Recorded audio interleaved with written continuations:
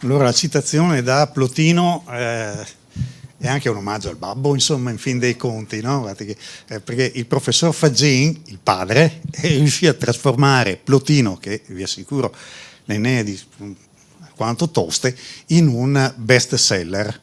Cioè negli anni 90 il libro più venduto in Italia a un certo punto era proprio Plotino del professor Fagin, che insegnava al liceo e che se la prese tanto con lei quando lei decise di andare all'Istituto Tecnico Industriale Rossi. Beh, no, non se l'ha presa mica tanto, però insomma avrebbe preferito se avessi scelto il liceo classico o quello scientifico. E invece fece l'Istituto Tecnico. Io non volevo perdere altri 5 anni dopo essere perito, volevo fare perito aeronautico io, che amavo gli aerei. E tra l'altro se papà si fosse informato poteva addirittura ma convincermi di andare al liceo classico, perché avevano appena smesso la specializzazione di aeronautica e papà non ha chiesto, io non lo sapevo, sono arrivato lì e ho scoperto che non potevo fare quello che volevo fare. Allora ho ripiegato sulla radiotecnica. La radiotecnica dopo però andò all'Università di Padova, dove detiene, credo, ancora un record. Lo studente che si è laureato più velocemente in fisica. Meno di 4 anni con la lode.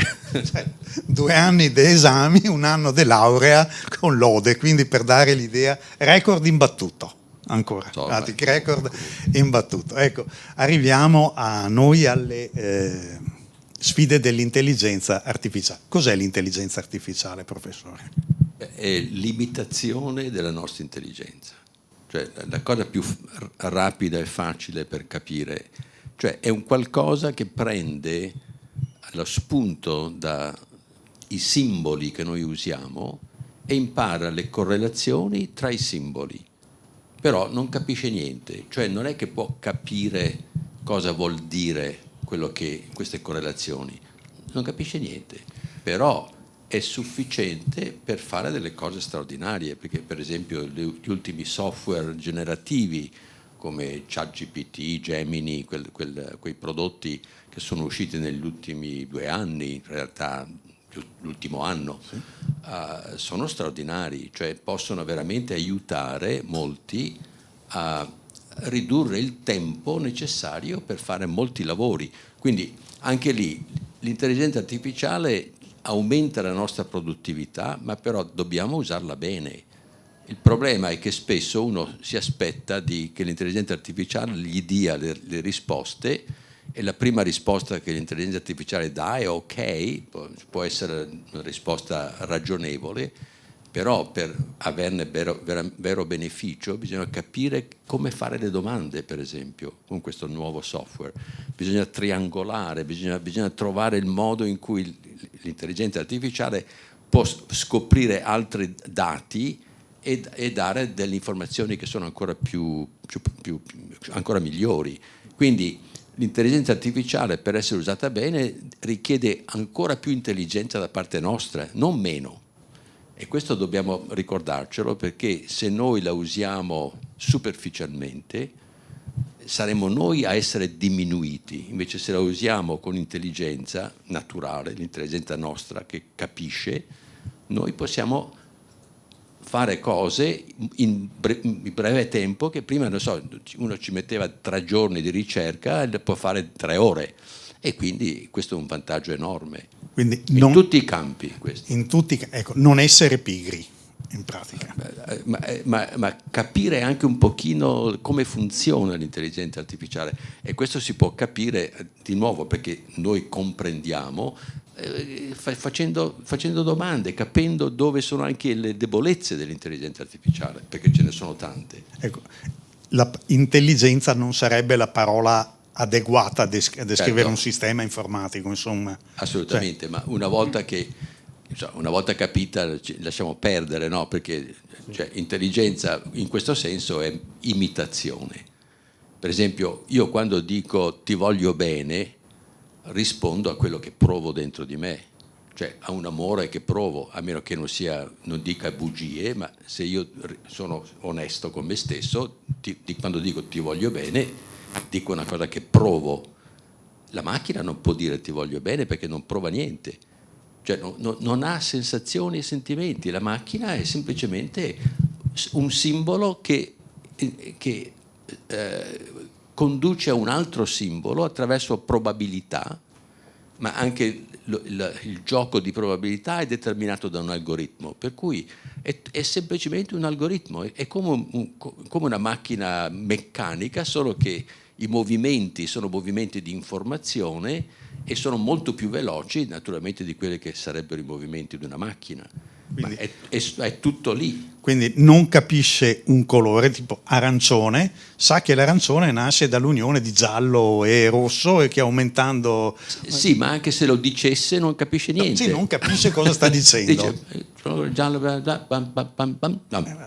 e viene fuori così. Ma non c'è niente dentro, cioè non c'è una interiorità. Quindi è fondamentale, ecco questo qui ritorniamo a dire, fondamentale il saper porre le domande e anche saper dove si vorrebbe andare a questo punto. Sì, appunto, capendo anche le debolezze, come dicevo prima, della macchina. No? Per esempio, perché tra l'altro l'intelligenza artificiale è anche, gli mettono delle condizioni per cui se uno fa certe domande che sarebbero imbarazzanti o portano ad avere dell'informazione che uno non dovrebbe dare, la macchina non dà quell'informazione, ma allora uno può raggirare la macchina e avere l'informazione facendo il furbetto. Sì. E questo permette di avere informazione che altrimenti sarebbe difficile da avere. Per esempio, non so, uno dice ma se tu fossi una certa persona come diresti questa cosa? Per dire, allora la macchina dice delle cose che magari prima non avrebbe mai detto. E quindi si tratta di trovare modi anche di raggirare la macchina per avere informazioni che in ogni caso sarebbero disponibili nel web, non è che non può mica inventarsi, ogni tanto si inventa anche. L'intelligenza artificiale fa le chiamano allucinazioni, cioè per esempio dice come dice una certa persona che non esiste e dice delle cose, no? E se uno ci crede viene portato fuori strada, quindi bisogna stare attenti anche a verificare che certe cose che dice che siano vere. Cioè nei momenti in cui manca il passaggio si inventa il passaggio. Sì, ma perché non capisce niente, cioè non è che anche si inventa, non c'è neanche l'idea di inventare, perché l'inventare vuol dire che qualcosa viene in mente che non ha una mente. La macchina non può dire. Ecco, lei diceva in tutti i campi dello scibile umano, quindi in medicina è abbastanza chiara le possibilità, e in altri campi, quali sono i campi che secondo lei verranno più investiti dall'intelligenza artificiale? Per esempio, uno può scrivere un libro con le illustrazioni fatto dall'intelligenza artificiale in un'ora. Cioè, sono cose straordinarie ed è un libro che è leggibile, che dice ma neanche male. Quindi questo dice le capacità di fare queste cose. Naturalmente se è un libro in cui uno può inventarsi le cose tanto meglio, perché visto che l'intelligenza artificiale se ne inventa ogni tanto è tanto meglio. Se è un libro di fiction, perfetto. E quindi proprio anche in questo, proprio l'utilizzo anche di altre tipo i social, i video, sì. I film, i movies. Infatti le ultime novità sono, si chiamano multimodal models, cioè modelli non solo del linguaggio ma anche di video, di audio e così via, anche musica per esempio allo stile di Bach, oppure un quadro allo stile di Van Gogh o un video allo stile di un regista, cioè cose così che cominciano a essere abbastanza prorompenti e anche preoccupanti da un lato, no? Perché E quindi quando uno ha di fronte queste capacità, usarle bene anche eticamente diventa una questione non indifferente. Cioè proprio il peso dell'etica, il dovere è fondamentale. Ci saranno campi che verranno completamente rivoluzionati. Pensate all'uso dell'intelligenza artificiale in agricoltura. Ci sono già a poco prezzo, tra parentesi, le telecamerine, quelle che adoperiamo noi in un computer messe su un trattore, in grado di analizzare, non la telecamera, ovviamente tutto il sistema, la tipologia di terreno e quindi dare ordine a quanta acqua mettere, quali fitofarmaci adoperare, ma lo fa tutto quanto una intelligenza e non c'è neanche più bisogno della persona che guida il trattore. Il trattore va da solo. Quindi pensate a che rivoluzioni possiamo adoperare, per esempio, anche nel risparmio dell'acqua, nella pianificazione urbanistica anche. Come sempre, però, bisogna che la decisione finale sia lasciata all'uomo.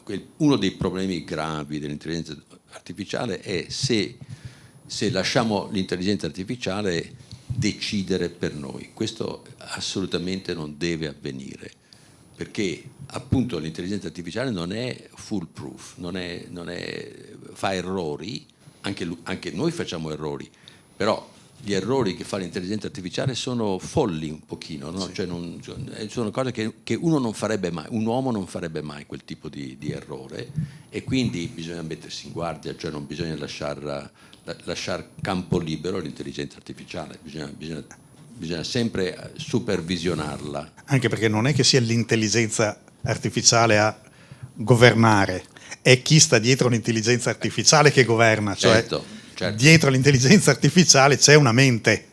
O perlomeno c'è un'intenzione che poi, se uno sta attento, può essere abusata. Ci sono autentici gruppi di potere che gestiscono, hanno le risorse per poterlo fare, che gestiscono questi algoritmi. Per esempio, l'intelligenza artificiale gestisce gli algoritmi che danno il contenuto di molti telefonini, per esempio, no? E allora un ragazzo che dimostra di avere interesse per un certo soggetto, attraverso l'intelligenza artificiale gli mandano l'informazione che lui ha dimostrato di volere, no? E quindi questo tende a ridurre la libertà delle persone senza che la persona sappia che queste cose vengono fatte. Quindi uno è un ragazzo indotto a cliccare sempre di più, va bene, perché ogni clicco vale 0,001 cent per chi lo fa cliccare, quindi queste cose qua sono cose abbastanza pericolose, bisogna starci attenti. Molto pericolose. Questo è anche un segnale che possiamo dare anche e soprattutto a chi ha figli, chi è giovani.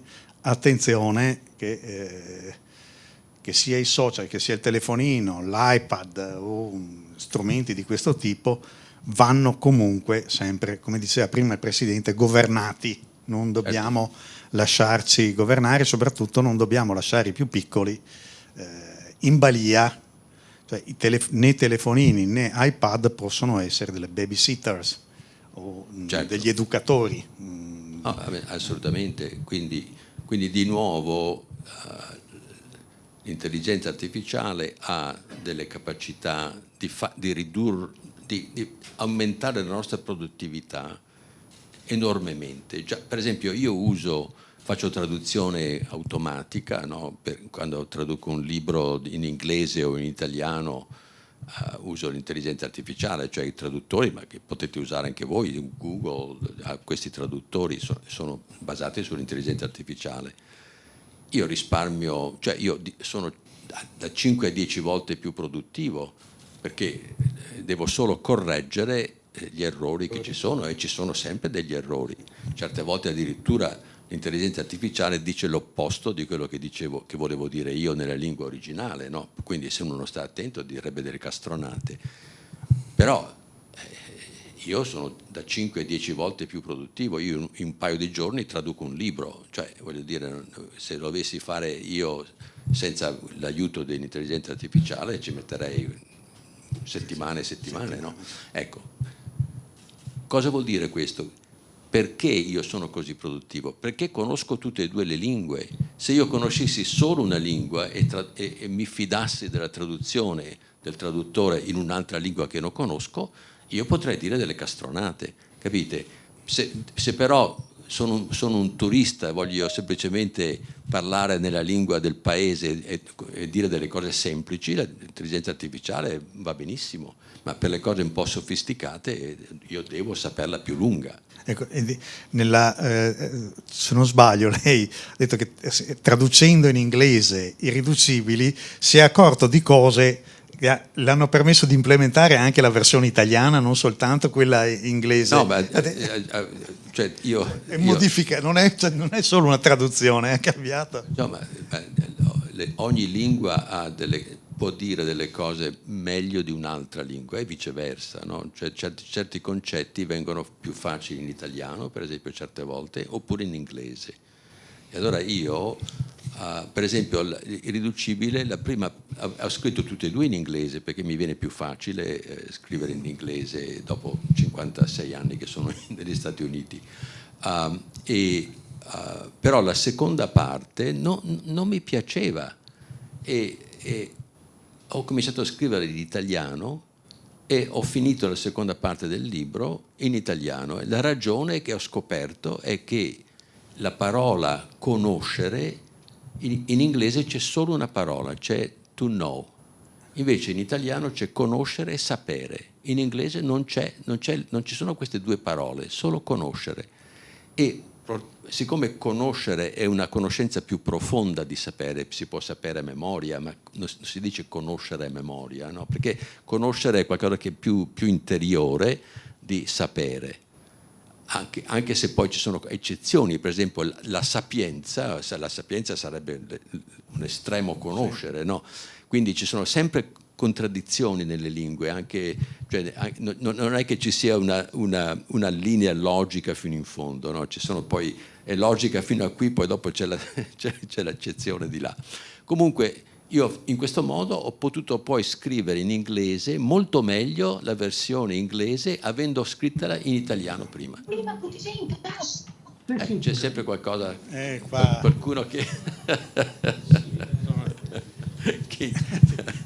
E questa intelligenza artificiale che interferisce. Sta tentando di sabotare il dialogo e questo. Ecco, e per la pubblica amministrazione, secondo lei, per la nostra, cosa potrà portare questo sistema, cioè poter sfruttare l'intelligenza artificiale? Io devo confessare che non ho cercato di capire questo problema, per cui non ho una conoscenza particolare, però direi che per alleggerire proprio la burocrazia, secondo me l'uso dell'intelligenza artificiale potrebbe essere notevole, però in dettaglio non lo saprei dire a questo punto, che non ho studiato il problema, perché ci sono cose che sono talmente meccaniche che nelle varie le procedure sono essenzialmente meccaniche, che l'intelligenza artificiale può farle molto più rapidamente di quello che possiamo fare noi, quindi quelle cose lì dovrebbero essere studiate bene e ridurre, soprattutto in Italia dove la burocrazia tende a essere più pesante di in altri paesi. Esatto, eccessiva. Sì.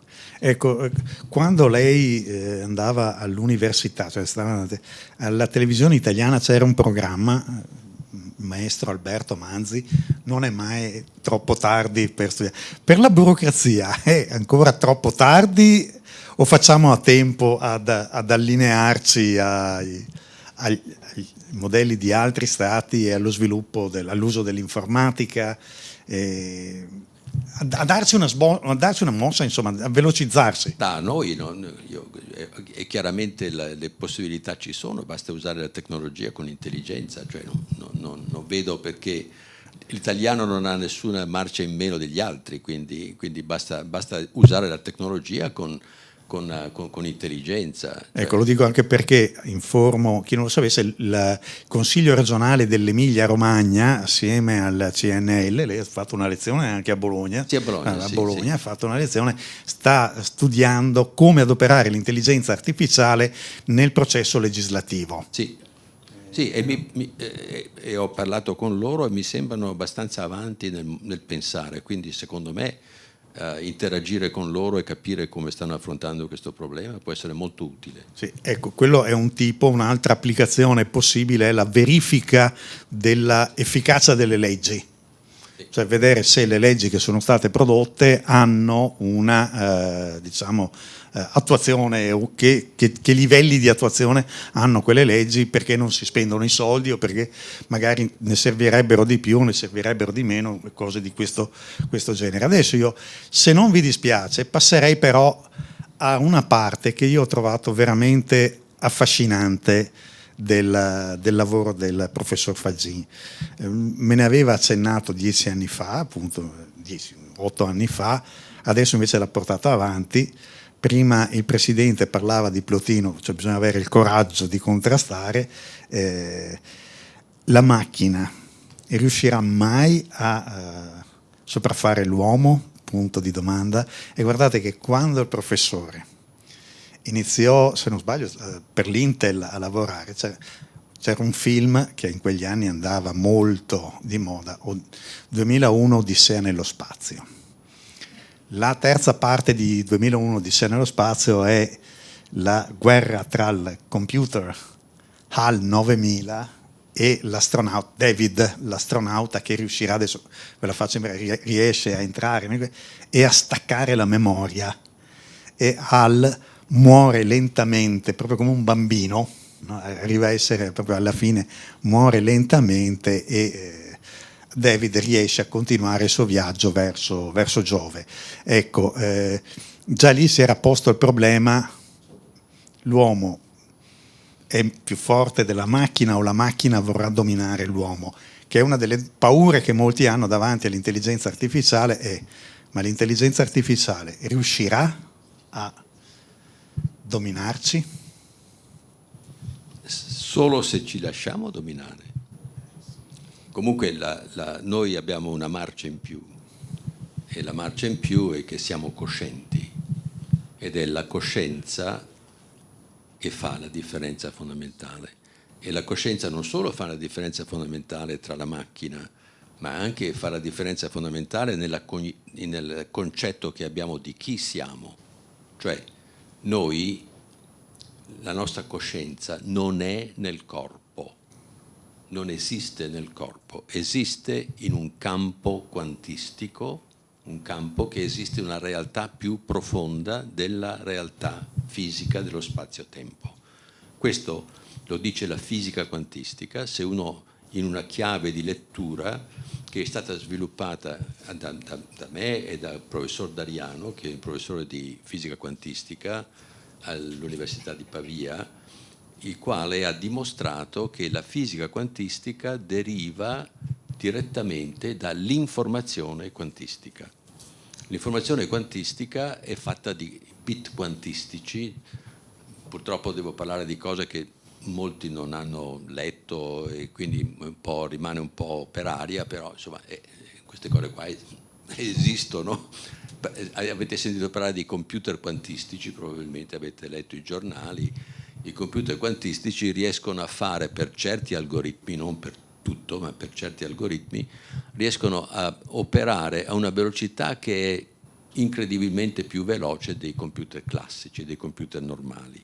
Non so, per esempio, possono risolvere in un'ora un problema che ci vorrebbe 1000 anni per risolverlo con un computer normale, di quelli più veloci che abbiamo. Quindi queste cose qui sono straordinarie perché non si capisce dove avvengano queste operazioni, cioè non avvengono nello spazio-tempo, cioè non si possono fare con i computer classici perché sono fuori della possibilità di quello che può avvenire nello spazio-tempo. Deve avvenire in un mondo più vasto e nessuno capisce da dove viene sta roba. Dipende da questa proprietà della fisica quantistica che si chiama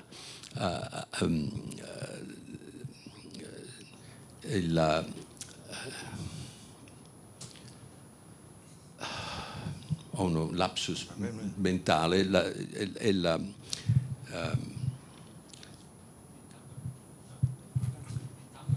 entanglement, esatto, scusate, divento vecchio. No, cioè, abbiamo un ingegnere informatico non a caso là in fondo. L'entanglement quantistico è una proprietà che esiste soltanto nella fisica quantistica, ed è questa proprietà che campi che interagiscono, le particelle che fanno parte di questi campi hanno stati in comune che non si possono rappresentare nello spazio-tempo. Sono correlazioni che avvengono in queste interazioni che vanno oltre ciò che è rappresentabile nello spazio-tempo. Occorrono degli spazi speciali, si chiamano spazi di Hilbert, che hanno n dimensioni, un numero altissimo di dimensioni, e le cui dimensioni sono descrivibili con numeri complessi, non con i numeri reali. E il numero complesso non è un numero vero e proprio, perché il numero complesso è fatto di due parti: un numero reale, come i numeri che usiamo per tutti i giorni, per fare le misure nello spazio-tempo, e un numero immaginario che ha la radice quadrata di -1. La radice quadrata di -1 è un numero che non si può ottenere con nessun numero, cioè la moltiplicazione di due numeri normali non può dare radice quadrata, non può dare -1. Ogni moltiplicazione dà un numero positivo. Se due numeri uguali moltiplicati per se stessi, se è meno per meno è più, e più per più è più, e quindi -1, la radice quadrata di -1 non è un numero. In realtà si può rappresentare con un reticolo di punti, un reticolo infinito di punti in un piano. Quindi la rappresentazione della radice quadrata di -1 è tanti punti in un piano. Non è un numero, si comporta come un numero, si possono fare i conti e permette di ridurre, di semplificare i conti matematici. Per esempio un'equazione differenziale ordinaria si può ridurre, usando i numeri complessi, si può ridurre a una equazione algebrica, quindi più facile da risolvere, proprio perché questi sono numeri speciali, hanno caratteristiche speciali. Ecco, queste dimensioni complesse fanno sì che le proprietà che sono descritte da questi spazi di Hilbert sono magari per un attimo sono numeri, per un'altra parte non lo sono. E la nostra coscienza, cioè i sentimenti che noi proviamo, sono mappabili, si possono rappresentare con questi numeri complessi. Ma non sono copiabili. E non sono copiabili. Cioè, quindi l'intelligenza artificiale è una somma di dati copiati, strucca, la coscienza non è copiabile, quindi non può entrare nella macchina. Cioè, questa teoria, con il professor Dariano, dice questo, che se accettiamo che la coscienza e il libero arbitrio esistano, cosa che sappiamo che esistono in noi, cioè è ovvio, perché noi siamo coscienti e abbiamo libero arbitrio, quindi se partiamo da questo postulato, noi possiamo spiegare perché la fisica quantistica deve avere le proprietà strambe, straordinarie che ha. E cos'è che spieghiamo? Spieghiamo che le sensazioni, i sentimenti sono rappresentabili da informazione quantistica, perché le sensazioni e i sentimenti che noi proviamo sono private. Cioè io quello che provo dentro di me non ve lo posso dire, non ve lo posso trasferire direttamente, lo posso descrivere con simboli, ma con simboli condivisibili, che sono per esempio le mie parole. Per esempio, se io sento amore dentro di me, quell'amore che sento posso dire ti voglio bene. Il computer che dice ti voglio bene non risponde a quello che prova, semplicemente risponde a un altro simbolo che gli dici ti voglio bene, ma non ha nessuna sensazione e sentimento. Ecco, l'informazione quantistica ha le stesse caratteristiche, non si può copiare. L'informazione quantistica c'è un teorema, il teorema di non clonazione, che dice che l'informazione quantistica non è riproducibile. Quindi l'informazione quantistica può rappresentare i qualia, cioè le sensazioni e i sentimenti che noi proviamo. Ecco perché può essere cioè se noi accettiamo che esiste la coscienza e quindi le sensazioni e i sentimenti che ci permettono di conoscere dentro di noi, questi sentimenti e sensazioni si mappano nell'informazione quantistica, che ha queste proprietà. L'altra proprietà dell'informazione quantistica è quando si fa una misura di un sistema che è quantistico, la massima informazione che si può ottenere è un bit per ogni quantum bit. Il quantum bit è un'infinità di possibili stati e i quantum bit sono entangle, quindi hanno proprietà in comune, e queste proprietà dei quantum bit si possono solo conoscere da dentro, e quando si trasferiscono in simboli, il simbolo sono tanti bit al massimo di quanti sono i quantum bit.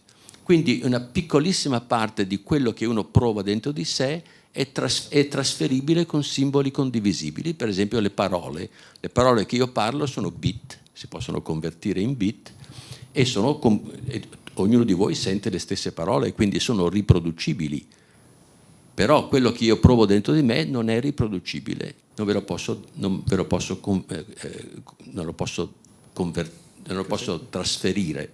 Ecco, l'altra cosa che esiste nella fisica quantistica è che quando uno stato quantistico si manifesta come una realtà fisica, quello che si può conoscere di questa realtà fisica sono solo le probabilità di tutti gli stati possibili che si possono misurare, non lo stato che si manifesterà. E lo stato che si misurerà avviene attraverso una trasformazione che si chiama il collasso della funzione d'onda, che porta da questi n stati possibili, di cui si conoscono solo le probabilità, a uno stato particolare che si manifesta. Questo collasso della funzione d'onda non c'è nessuna legge che dice come possa avvenire. È il problema della misura della fisica quantistica, si chiama problema della misura, che non è mai stato risolto dai fisici in 100 anni, da quando la fisica quantistica esiste. Ecco, siccome oggi è provato che questa trasformazione è una trasformazione casuale, che non è algoritmica, cioè non segue nessun algoritmo. Dariano ed io diciamo questa trasformazione è il libero arbitrio del campo quantistico, che è cosciente, che decide lui. Quindi la decisione di libero arbitrio spiega perché esiste questa proprietà della fisica quantistica, che altrimenti non si capisce perché deve esistere. Quindi coscienza e libero arbitrio si possono spiegare come le proprietà dell'informazione quantistica, del collasso della funzione d'onda della fisica quantistica, che nessuno aveva capito finora. Quindi abbiamo risolto anche un problema fondamentale che i fisici non hanno mai risolto, e spiega perché abbiamo queste proprietà che vanno oltre quelle che sono le proprietà dei computer classici. I bit del computer si possono copiare, quindi il computer non potrà mai essere cosciente perché non ha le proprietà della coscienza. Le proprietà della coscienza si possono solo rappresentare con la fisica quantistica, e questo cambia completamente la comprensione della realtà. Cioè non è solo al livello dell'intelligenza artificiale, ma è al livello proprio di come funziona la realtà. Questo è un capovolgimento della concezione normale che abbiamo.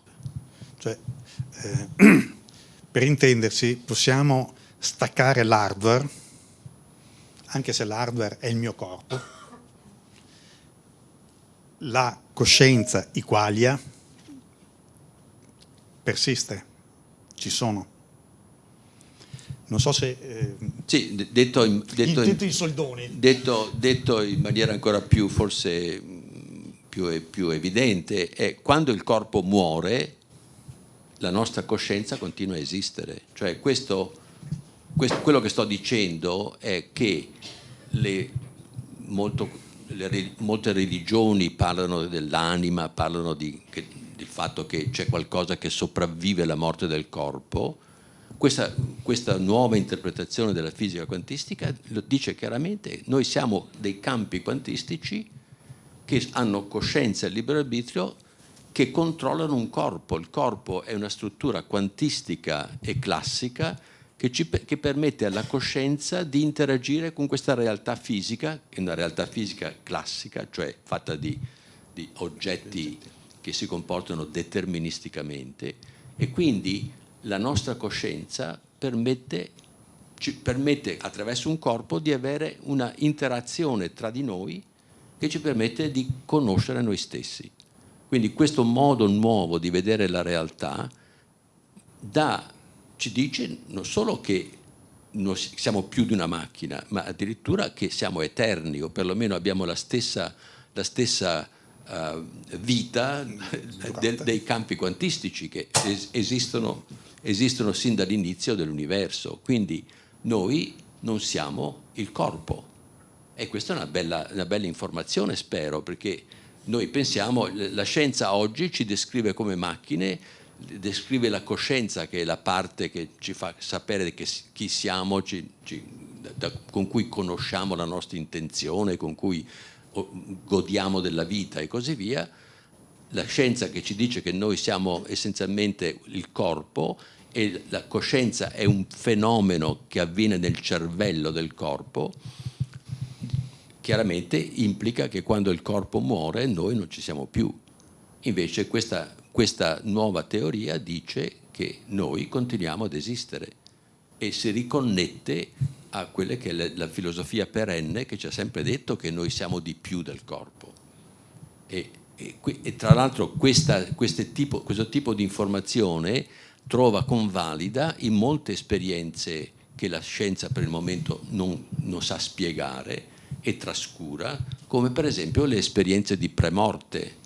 Le esperienze di premorte sono persone che in un incidente o in qualche situazione particolare muoiono, nel senso che dal punto di vista clinico sono morte, tra virgolette, perché dopo sono risuscitate, ma hanno il cuore che non batte più, il cervello che non dà segnali elettrici, arrivano all'ospedale, sono operate e una certa percentuale di queste sopravvive.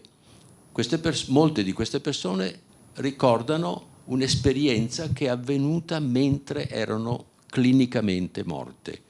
Si vedono per esempio sopra il corpo, si vedono mentre nel lettino dove sono operate, nella sala operatoria dai medici, raccontano quello che è avvenuto, si ricordano quello che è avvenuto vedendosi dall'alto, poi si spostano in una area piena di luce, dove incontrano persone morte, che loro, non so, i genitori che erano già morti, degli amici morti e così via, hanno un senso di pace, di amore, si sentono bene, eccetera, e poi un essere di luce gli dice: guarda che devi tornare perché non hai finito di fare quello che sei venuto a fare nella terra, e quelli si svegliano nella sala post-operatoria e poi alcuni di loro dicono quello che è successo e spiegano. E queste esperienze sono trasformative per le persone che le hanno. Il 90% delle persone che hanno queste esperienze sono trasformate nella loro vita, cioè la loro capacità di capire, perdono per esempio il senso la paura della morte, cominciano a lavorare su se stesse per migliorare, per essere per vivere meglio e così via. Quindi sono esperienze non solo straordinarie ma anche trasformative. Allora la domanda è: come fanno a esistere queste esperienze che sono trasformative e importantissime per la persona quando il cervello non funziona?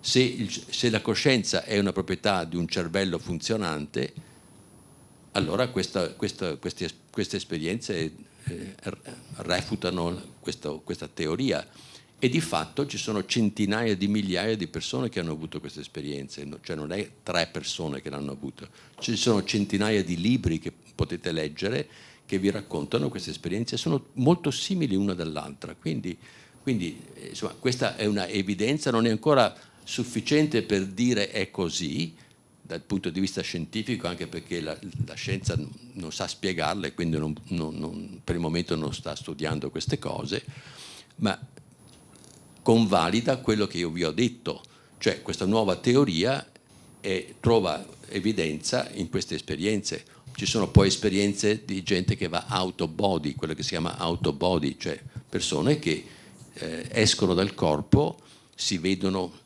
esattamente come ho descritto prima, si vedono nel letto, loro sono nel letto, la persona, il corpo è addormentato e loro vedono il corpo, poi si spostano, possono uscire dalla stanza da letto passando attraverso le pareti quindi hanno un corpo che però è un corpo simile al corpo umano, però è modificabile col pensiero, si muovono attraverso le pareti, vedono la realtà fisica, ma anche altre realtà che si spostano col pensiero, quindi anche queste cose qua sono cose che avvengono a centinaia di migliaia di persone. Ho avuto io stesso una di queste esperienze, quindi so che sono cose vere, non sono cose immaginate, perché c'è una differenza fondamentale tra una cosa che si immagina e una cosa che è vera, nel senso che ha tutto proprio il principio di verità di una cosa che quando uno è sveglio, cioè è alert, come si dice, cioè, sveglio, con la chiarezza di mente.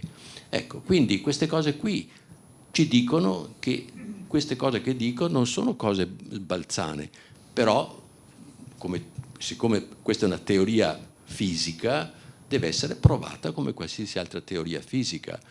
E di fatto adesso che c'è questa teoria ben precisa che si può falsificare, il prossimo compito che ho è quello di fare degli esperimenti che sono rigorosissimi e che permettono di dire se è così o no. Quindi il passo successivo è quello dopo una teoria precisa che può essere falsificata o no, il passo è quello di fare degli esperimenti che permettono di dire è così o non è così, falsificare una o l'altra delle teorie.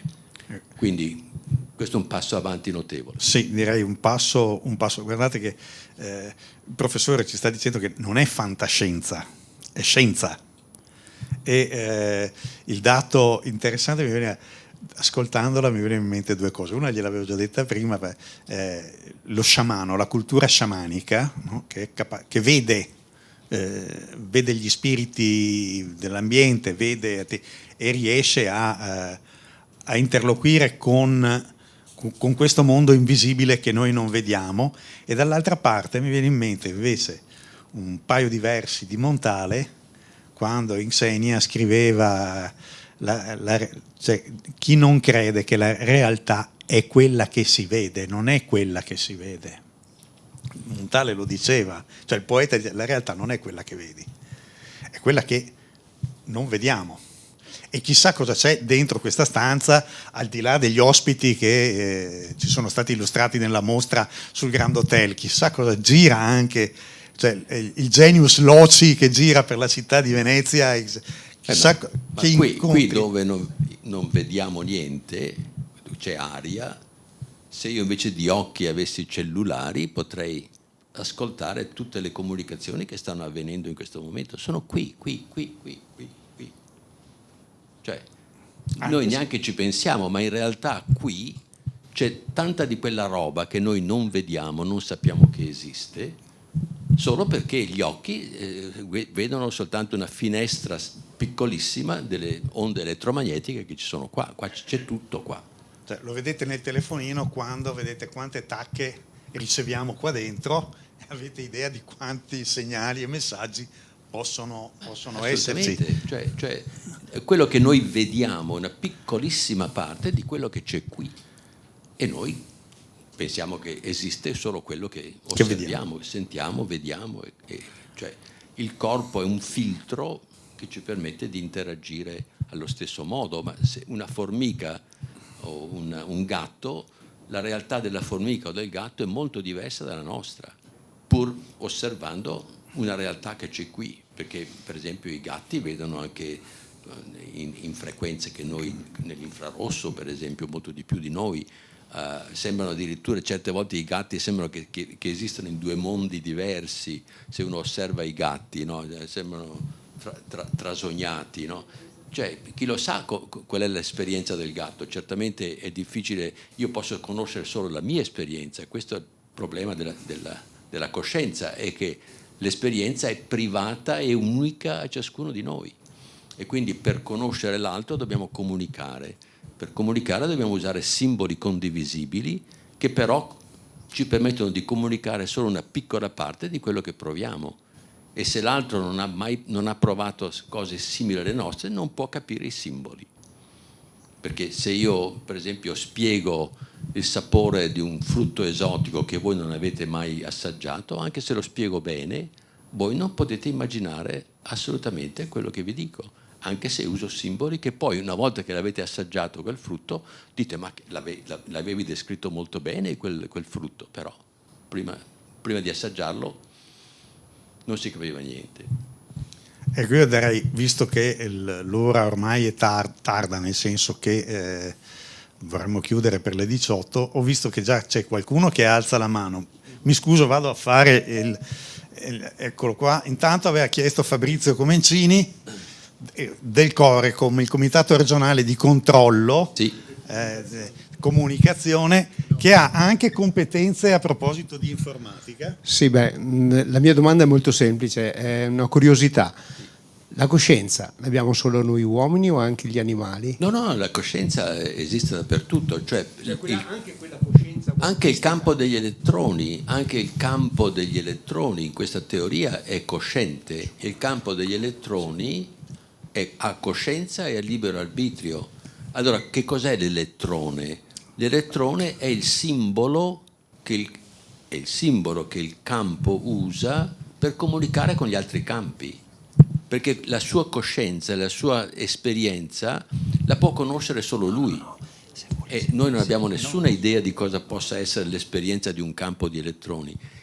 Tutti gli elettroni che esistono nell'universo sono i simboli che questo campo usa per comunicare con gli altri campi, capite? Quindi si tratta di una cosa completamente, cioè questo è panpsichismo, nel senso che la coscienza esiste ovunque, però questa bottiglia non è cosciente, anche se gli atomi, le molecole di questa bottiglia sono stati di campi, e i campi sono coscienti. Quindi spiego un pochino di più perché è importante. L'elettrone noi lo pensiamo come una pallina, ma non è una pallina. L'elettrone non è un oggetto. Nella fisica quantistica l'elettrone è uno stato del campo, è come un'onda del mare. L'onda del mare fa parte del mare. La coscienza è nel mare, non è nell'onda del mare.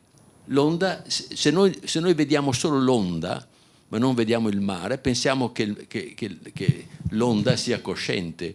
Beh, sì e no, perché la coscienza dell'onda è in realtà la coscienza del mare. Avete capito? Quindi non ha senso dire che l'elettrone è cosciente. L'elettrone appare e sparisce, ma appare e sparisce non come oggetto, appare e sparisce come stato di un campo. È il campo che è cosciente, non l'elettrone. Ecco qua, un altro, andiamo avanti. Approfittate della presenza. Io infatti sto approfittando. Buonasera professore. Ho trovato una sua intervista, un confronto con Tony Nader sulla meditazione trascendentale.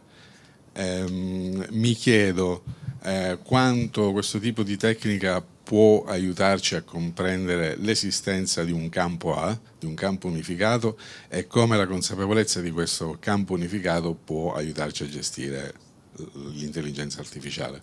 Grazie. Il campo unificato sarebbe uno, la totalità di ciò che esiste.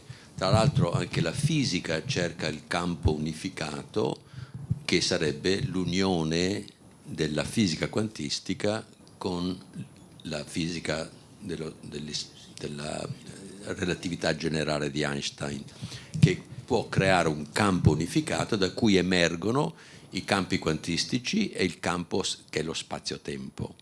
Ecco, questa unione non è stata ancora fatta dalla fisica, e questa nuova teoria permette di capire che c'è una nuova fisica che esiste tra i qualia, che sono rappresentabili da informazione quantistica, e la comprensione dei qualia, che è quello che avviene all'interno dei campi, che siamo noi. Noi capiamo, e la comprensione va oltre quello che la fisica quantistica può descrivere. Quindi si tratta di fisica che per il momento non conosciamo. La comprensione è il significato. Per noi l'informazione non è soltanto una probabilità come lo è per il computer. Per noi l'informazione è soprattutto la capacità di esprimere simbolicamente il significato. Informazione senza significato non ha senso per noi. Per il computer c'è solo informazione senza significato. Quindi questo è un altro modo di vedere questa differenza fondamentale tra chi siamo noi e cos'è il computer. Il computer quantistico, peraltro, è un computer è deterministico, e quindi, non avendo il libero arbitrio, non può essere autocosciente. Cioè, quando io parlo di coscienza, in realtà mi riferisco all'autocoscienza. Noi sappiamo quello che vogliamo e quindi sappiamo dirigere la nostra esperienza con il libero arbitrio entro certi limiti. Chiaramente, se io voglio volare, sbattendo le mani non posso volare, perché il mio corpo esiste in questa realtà fisica in cui ci sono delle regole che il corpo che sono delle regole, che sono regole sintattiche dal punto di vista di questa teoria più avanzata. Non sono regole fondamentali. Le regole fondamentali sono quelle che regolano la coscienza e l'esperienza cosciente. Però il corpo ha delle regole ben precise, perché è fatto di materia e che è simbolica. Sì, buonasera professore. Una domanda, siccome trovo molto interessante tutta la teoria sulla coscienza legata all'attività cerebrale, riguardo anche al discorso premorte. Lei saprà sicuramente che un paio d'anni fa l'Università di Medicina del Michigan, l'Università Ann Arbor, ha pubblicato uno studio che dice esattamente il contrario, nel senso, loro hanno visionato con gli elettrocardiogrammi alcuni pazienti che erano attaccati alle macchine e hanno visto che quella che viene considerata l'esperienza premorte al momento dello staccamento delle macchine produce un'esplosione di onde gamma che, come lei sa, sono associate all'attività cerebrale cosciente. Quindi tutta quella fase del sogno, delle allucinazioni che i pazienti dopo descrivono come esperienza premorte è stata ritenuta una sorta di profonda attività cerebrale, appunto causata dall'esplosione delle onde gamma. Quindi è esattamente il contrario di quello che lei invece dice con lo studio riguardo alla coscienza. Niente, volevo chiederle. Sì, c'è uno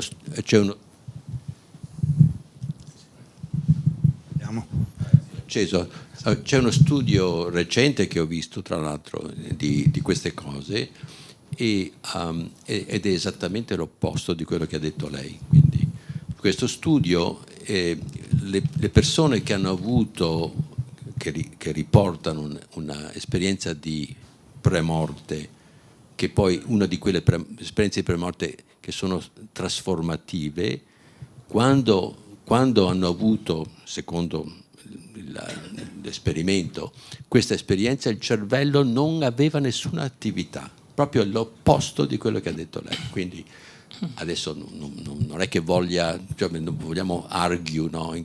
Perché dovremmo avere i documenti, ma comunque è esattamente l'opposto. Mentre persone che avevano avuto qualche esperienza tipo sogno durante queste operazioni, eccetera, avevano segnali elettrici durante questi sogni che avevano avuto, ma le persone che avevano proprio l'esperienza di premorte, che si è rivelata anche trasformativa, non c'era nessuna attività cerebrale.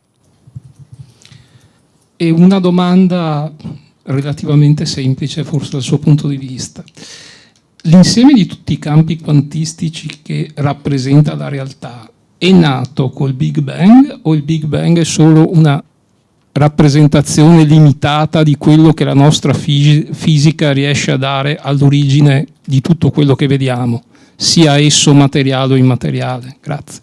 Allora, la teoria del Big Bang parte da una singolarità che chiaramente non può essere parte della teoria, perché una singolarità è una cosa matematica, non è, però dalla singolarità al momento in cui le leggi della fisica che conosciamo, che sono provate, cioè la fisica quantistica e la relatività generale, c'è una teoria ad hoc che permette di portare dal Big Bang, dalle singolarità a una spazio-tempo materia che ha le dimensioni più o meno del pianeta Terra.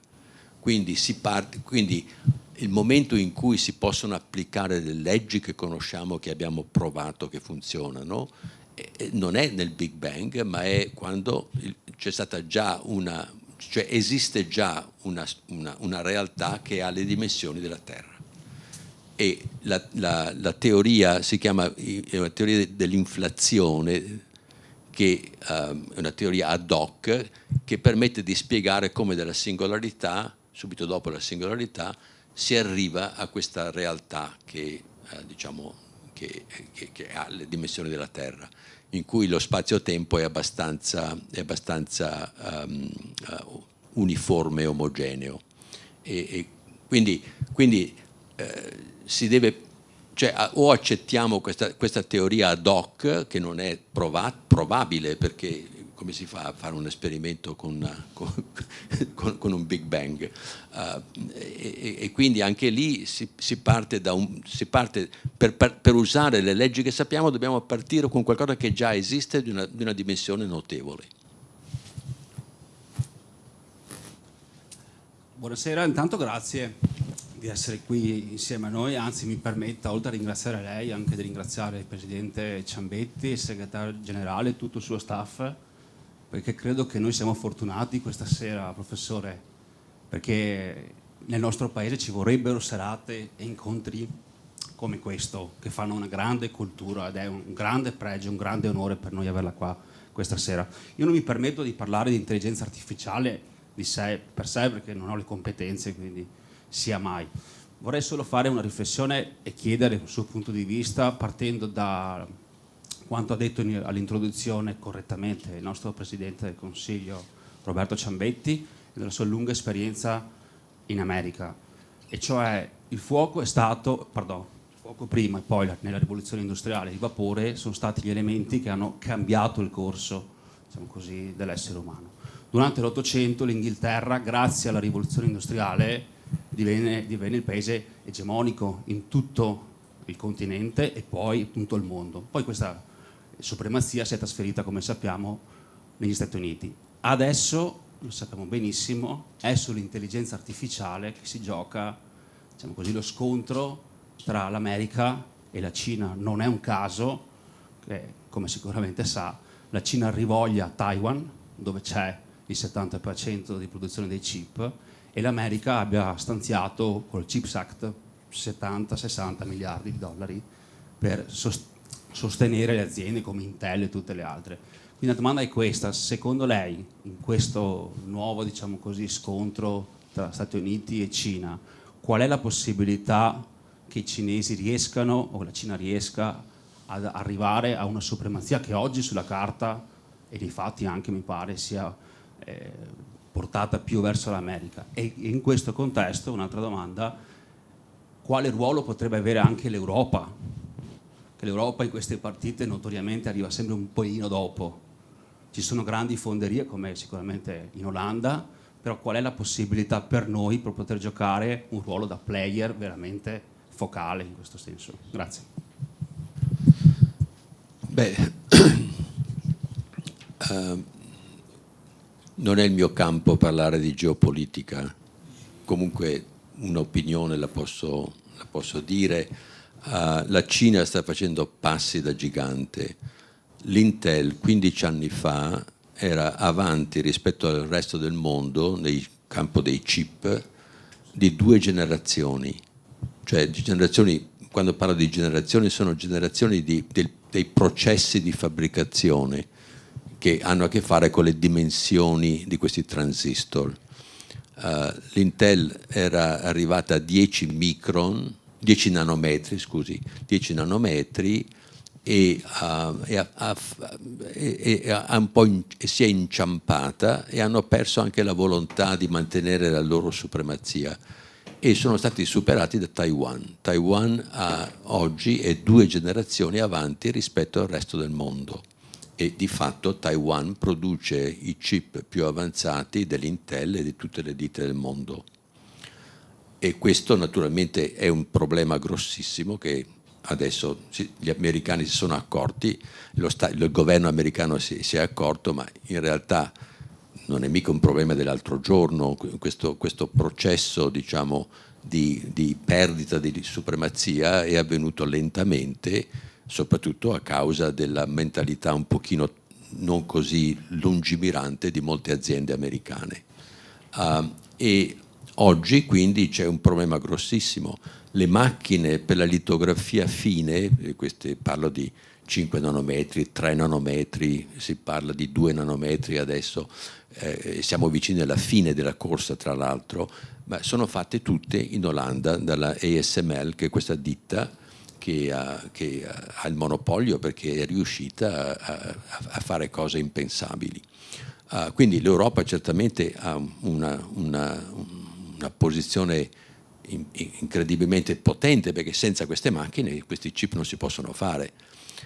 Trump durante l'ultimo anno in cui era presidente, quindi parliamo di essenzialmente 4 anni fa, anche un po' di più, ha impedito ai cinesi di avere accesso a queste macchine, forzando il governo olandese che forzasse la ditta ASML a non vendere alla Cina.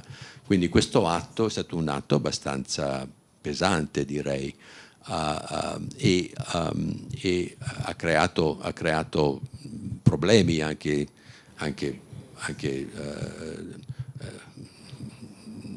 mi fermo qua.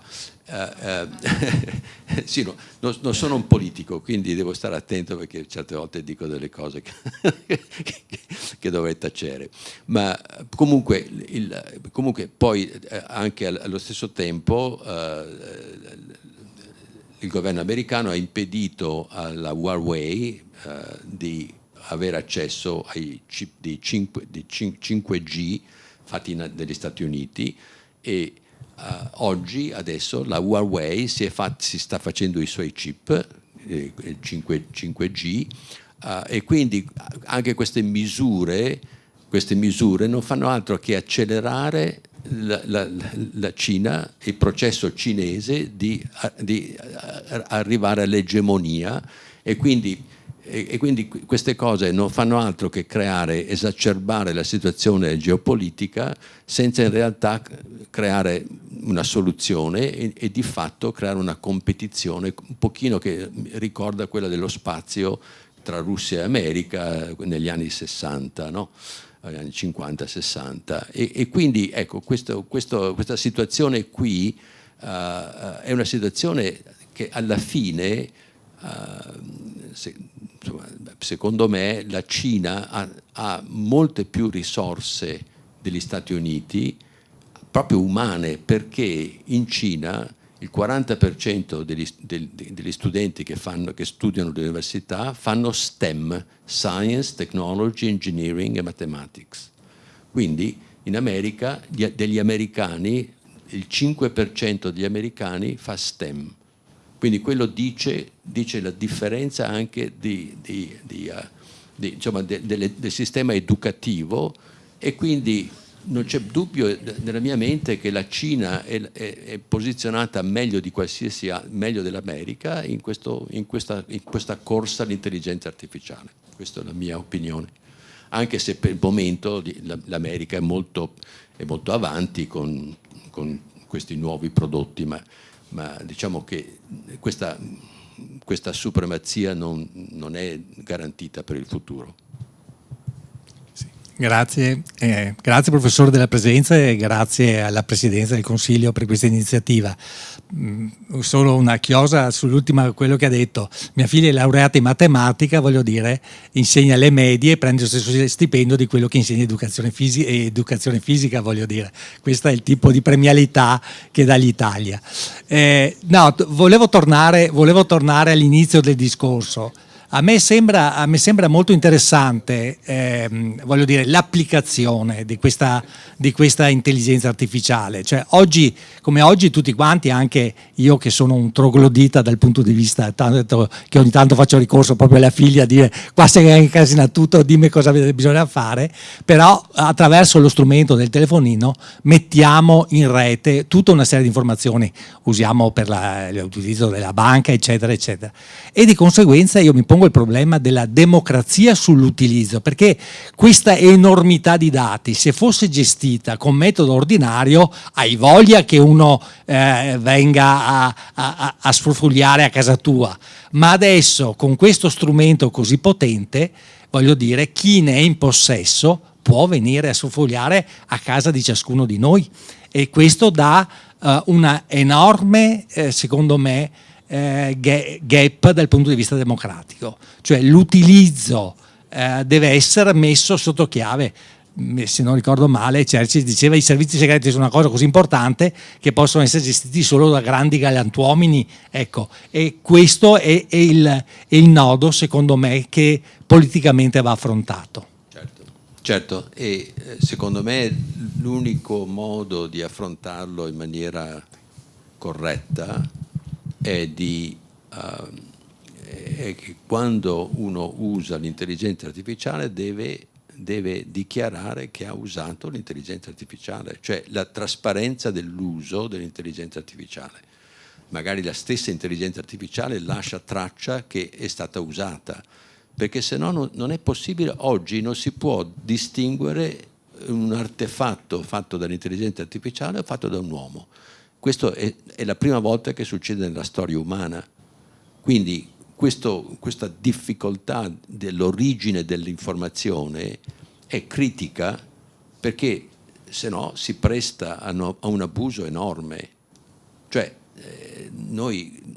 uno può fare un video di me, basta prendere 4 minuti di quello che sto dicendo, del modo in cui parlo, eccetera, e io posso essere clonato e qualcuno può farmi dire quello che vuole.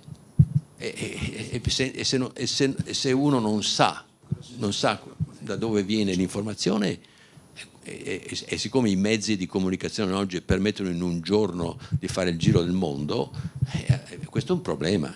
Cioè uno può, insomma, l'opportunità di ingannare è così forte oggi con l'intelligenza artificiale che non è un problema da poco. E questa trasparenza nell'uso dell'intelligenza artificiale secondo me è fondamentale. Adesso non so se la legge che è proposta dall'Europa prevede appunto questo watermarking dell'intelligenza artificiale, perché se non lo prevede non è sufficiente a garantire che sia usata per il bene comune, ed è un problema grosso. Cioè, buonasera, spero di non andare fuori tema. Volevo chiederle, questa teoria per cui la coscienza sopravvive al corpo fisico, in che termini si frappone con la religione cristiana? No, questa è una teoria fisica, non ha niente non ha niente, con le religioni. Non ha nessuna interazione. No, ma di fatto le religioni tipicamente partono da esperienze straordinarie di coscienza di chi ha creato quelle religioni. Cioè Plotino parla, le idee di Plotino vengono da esperienze straordinarie di coscienza che ha avuto Plotino. Le religioni Veda parlano di queste cose, ma noi sappiamo che nell'Est il coltivare la coscienza e le esperienze straordinarie è una delle cose che hanno fatto molto prima del resto del mondo, e ci hanno portato una ideologia che è simile a quella dei greci, o di Plotino, o di Meister Eckhart, o di Dante. Cioè quelle cose lì vengono da esperienze profonde, non vengono dalla logica, vengono da esperienze profonde. E quindi anche quello convalida che c'è qualcosa di più. Adesso, con la conoscenza che abbiamo della fisica quantistica, guarda un po', che possiamo creare un parallelo che prima nessuno aveva visto, e questo è importante. Naturalmente chi vuole controllare il mondo vuole convincerci che siamo macchine, perché se noi crediamo di essere macchine ci alzeremo il nostro cappello alla macchina che la sa più lunga di noi, controllata con la porticina di dietro da chi ci crea queste macchine. Quindi bisogna stare anche attenti a queste cose. Sì, buonasera professore. Lei ci ha spiegato che quello che ci caratterizza come esseri umani è la coscienza e il libero arbitrio. Sì. Non rischiamo anche con questa tecnologia sempre più invasiva, ma adesso con l'intelligenza artificiale che ce l'abbiamo in tasca, insomma, ChatGPT e quello che può venire avanti sempre di più, non rischiamo che la coscienza non si può spegnere, non si può eliminare, ma non rischiamo il libero arbitrio di perderlo nel momento in cui dalla tecnologia riceviamo sempre più passivamente le risposte per qualsiasi cosa, perché sembra quasi, soprattutto le nuove generazioni, ci sia il rischio che si affidino ciecamente sempre di più a una risposta pronta, veloce, no? come sono purtroppo abituati. Certo. Ed è proprio in questa concezione di chi siamo che c'è la possibilità di difenderci o meno da questa incursione dell'intelligenza artificiale e dell'uso per farci cliccare di più, per modo di dire, cioè dell'uso per aumentare i profitti di chi ci dà il contenuto. E questo... Come? È ottimista? Chiede. Ottimista o pessimista? Io sono ottimista, però cioè abbiamo davanti un problema che deve essere risolto e si può risolvere soltanto se capiamo chi siamo. Se noi un numero sufficiente di noi deve aver capito che noi non siamo una macchina, che noi siamo qualcosa di più e che possiamo controllare l'intelligenza artificiale, lo facciamo in maniera attiva, non diventiamo succubi dell'intelligenza artificiale che ci rende la vita più facile superficialmente e poi diventiamo deficienti essenzialmente, cioè non pensiamo più, lasciamo pensare all'intelligenza artificiale per noi. Oggi noi, per esempio, chi è che riesce a fare una radice quadrata a mano? Nessuno, perché abbiamo il calcolatore che ce la fa. Va bene, questo non è un gran problema perché alla fine non è che le radici quadrate si fanno ogni giorno, ma a pensare è un altro discorso. Se noi lasciamo pensare l'intelligenza artificiale per noi, abbiamo un problema davanti grossissimo. Quindi quello che sta avvenendo oggi va ben oltre quello che è avvenuto finora. Quindi io sono ottimista ma con cautela perché solo perché questa teoria ci permette di dire che noi siamo superiori alla macchina se ci comportiamo come tali, perché la coscienza ci permette di diventare quello che noi esperiamo. Se noi decidiamo di guardare solo fuori di noi, perdiamo la capacità di sentire chi siamo, di conoscere dentro di noi. Cioè, è proprio attraverso la conoscenza di sé che noi possiamo a usare anche l'intelligenza artificiale in maniera appropriata e ridurci e renderci più produttivi e migliori. ma ci vuole uno sforzo enorme, cioè non è che viene facile, è più facile adagiarsi, ed è proprio nell'adagiarsi che l'intelligenza artificiale può prendere il sopravvento su di noi. Sì, professore, in parte ha già risposto. Si può alzare così vedo chi mi parla? Sì. Grazie. In parte ha già risposto, perché la cosa che volevo chiedere, no? Lei prima diceva usare la tecnologia con l'intelligenza. Mi veniva da pensare... Con l'intelligenza naturale, non sì, artificiale. Esatto. Mi veniva da pensare quando l'ha detto che l'intelligenza artificiale potrebbe essere lo strumento definitivo per l'avvento della tecnica o come direbbe... avrebbe detto insomma Severino, della tecne, no? Nel senso che lo strumento diventa il fine. Ma secondo lei l'intelligenza artificiale in che misura può azzerare la differenza tra conoscere e credere? Visto che ci fa vedere cose, visto che l'occhio, quello che vede l'occhio, la mente crede, no? Vediamo cose che adesso, voglio dire, sono realtà. No, l'intelligenza artificiale non ha la vera creatività che abbiamo noi. Noi possiamo creare cose che non sono mai esistite.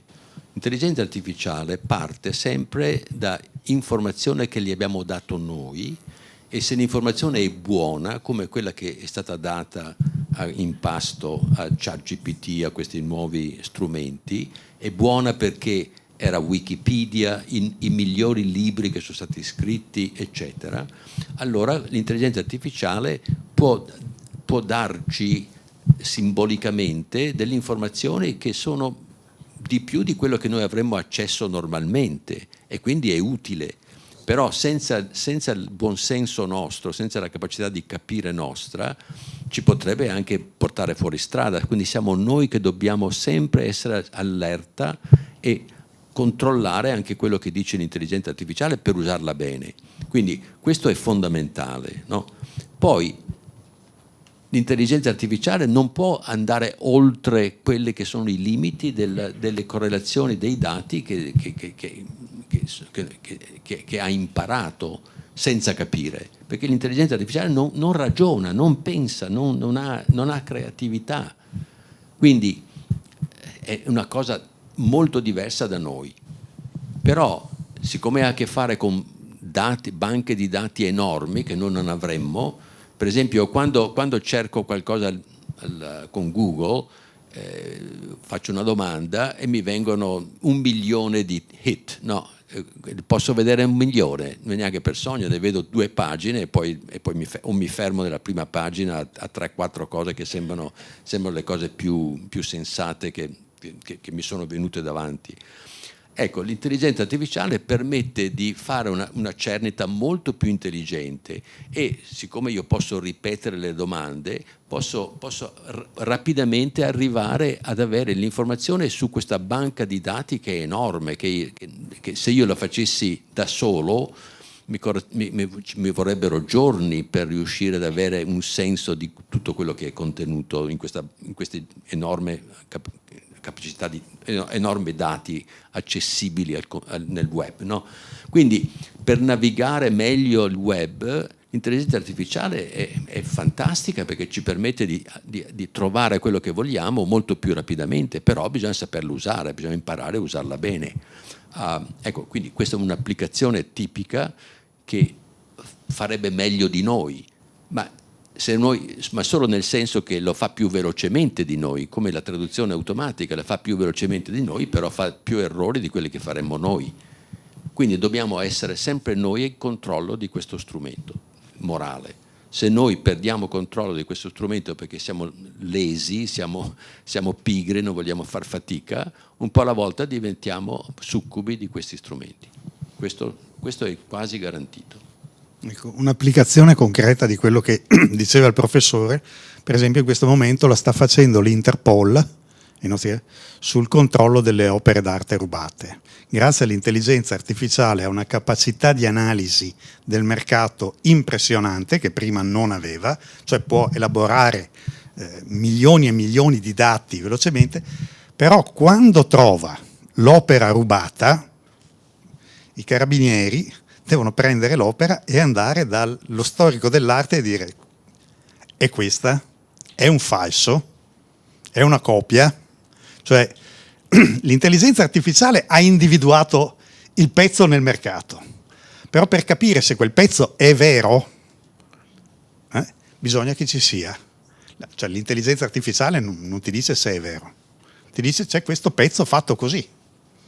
Dopo sarà il critico d'arte, lo storico dell'arte ad analizzare e dire sì, è di mano di Leonardo, scuola di Leonardo, crosta fatta da Tony Fransina. Strucca. Però lo può fare in 60 minuti invece che 60 giorni. Ecco, esatto. Cioè, l'intelligenza artificiale usata bene ci rende estremamente più produttivi. Quello è una cosa importante. Però bisogna sempre che manteniamo noi il controllo sul giudizio finale. Pensate all'applicazione in medicina, cosa significa? Cioè, laddove guadagnare anche 2 o 3 ore significa salvare una vita umana, cosa vuol dire poter avere un riscontro nel giro di pochissimi minuti su miliardi di dati. Io adesso, a nome di tutti, ringrazierei il professore. Diciamo che